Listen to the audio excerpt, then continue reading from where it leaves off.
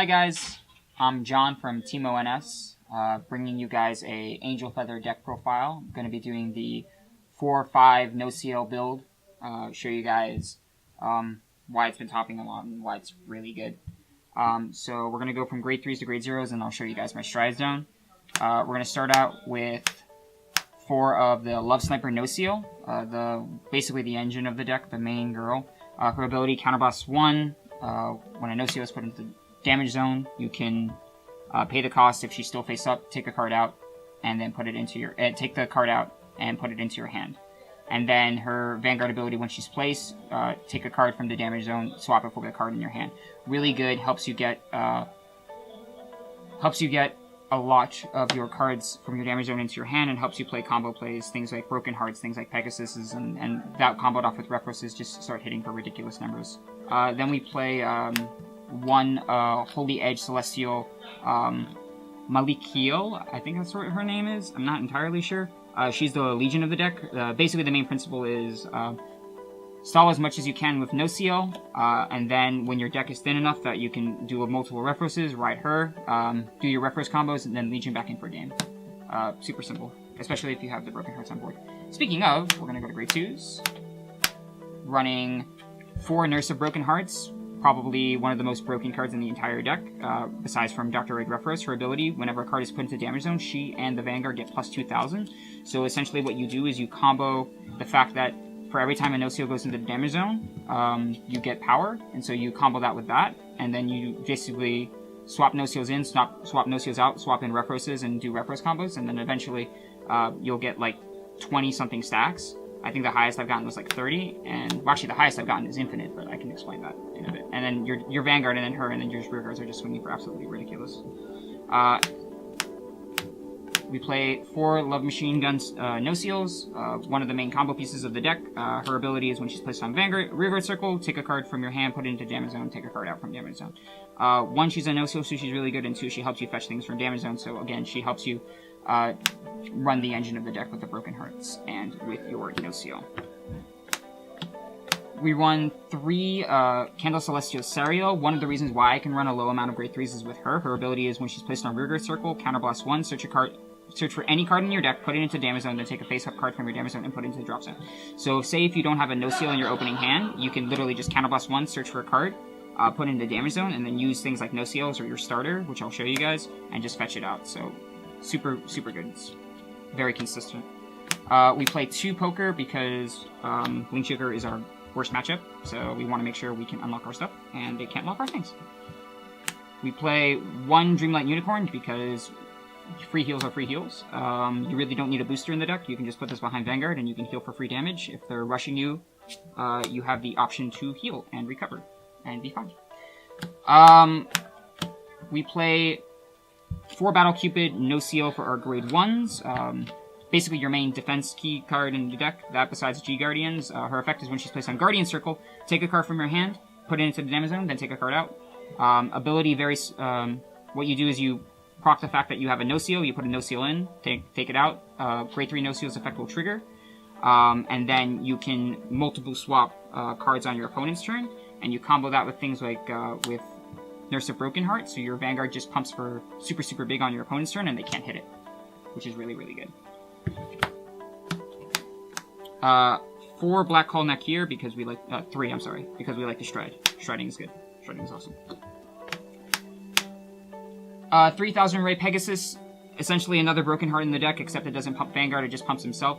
Really good because if you play against decks like Kagero or things that just snipe out rearguards, you have other ways to pump your rearguards for ridiculous numbers and then swing in for huge numbers, which is good. And then 4 Pure Keepers. Regular Perfect Guard. I don't like running the G Guardian, the regular G Guards, or sorry, they're not called G Guards anymore. The unflipping ones, because you want to protect your Broken Hearts and all your key rear guards. So and you unflip plenty with Repros. Speaking of triggers, I'm playing a total of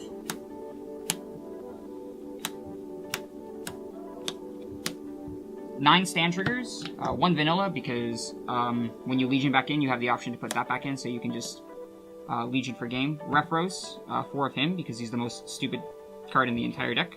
Ability, counterblast 1, put him to the top of your deck. Choose up to 2 cards from your damage zone. Put them into your deck, shuffle, then take 2 cards. Put them back into damage zone, draw a card. And then Happy Bell's ability is she can go into the soul. Choose a card from your hand, put it into the damage zone, then swap.